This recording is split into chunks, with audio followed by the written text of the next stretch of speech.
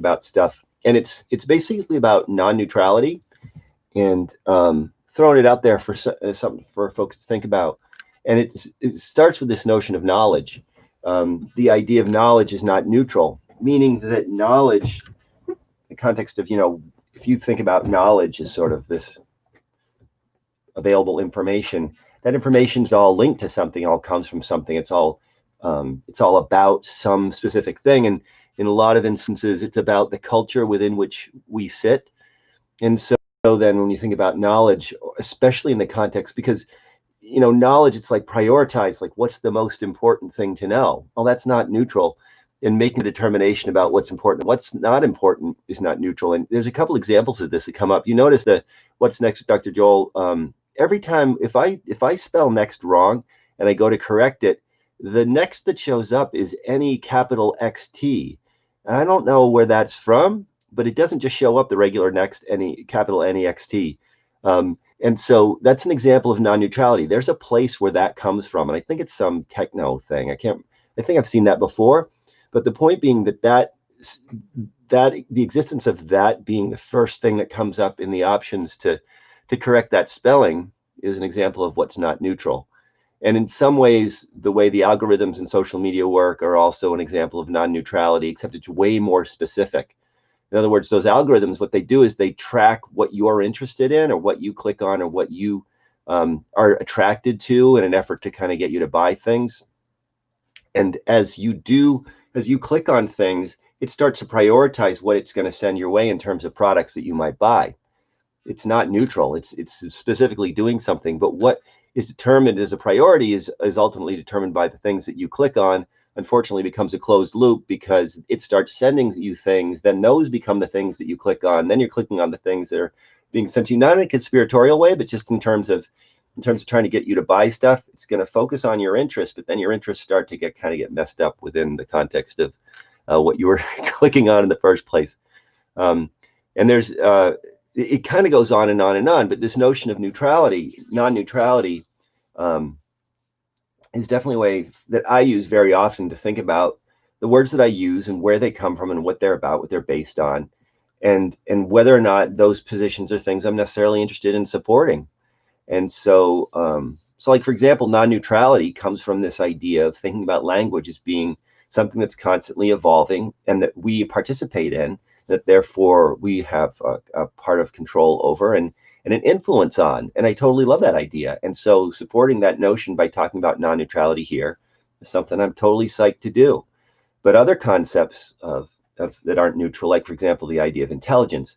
So throw out just quickly, so intelligence tests are normed, N-O-R-M-E-D, they're normed, meaning that when you, if you want to create a test, and all these tests are created by some person, mostly men, but some person creates these tests and gets them published. It goes through a process where they get normed. What you do in a norming process is you identify a group of people. So example, those are the people who, well, literally, actually, those are the really smart people. These are the not so smart people. So those groups have already been determined. Then you would give them the test. And then the people, the answers that the really smart people give get to be the right answers because that's the ones that they picked. You see how that works? So, like, literally the test, the right answers are determined by a group that's been specified in the first place in a very non-neutral way, based on a variety of other non-neutral criteria that you could become aware of if you kind of looked into it, but it's not necessarily readily available. It would be sort of in the research behind it. But then, so this notion of IQ, this intelligence quotient that we all look to evaluate who's smart and who's not, comes from it's like the algorithm in social media. It's like these groups are previously identified, then the answers that they give then become the right answers because they gave them, or they checked them off, or they pointed at them.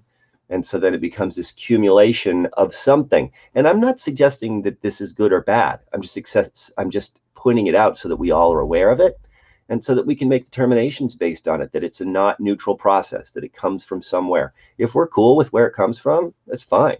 We just need to be clear about where it comes from, that it does not come from nowhere, that it is not without an agenda, that it is not without a purpose.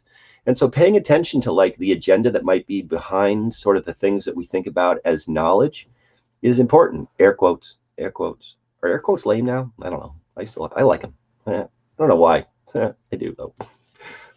Yeah, so paying attention to the non-neutrality of language and the sort of ideas that come to us, notions of what's right, what's wrong, what you're supposed to do, what you're not supposed to do, um, the whole, what we get engaged in the context of social media.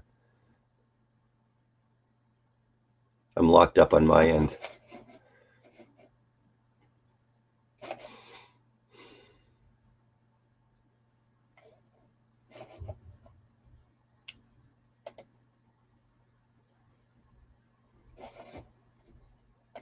I'm back. I don't know if you lost me.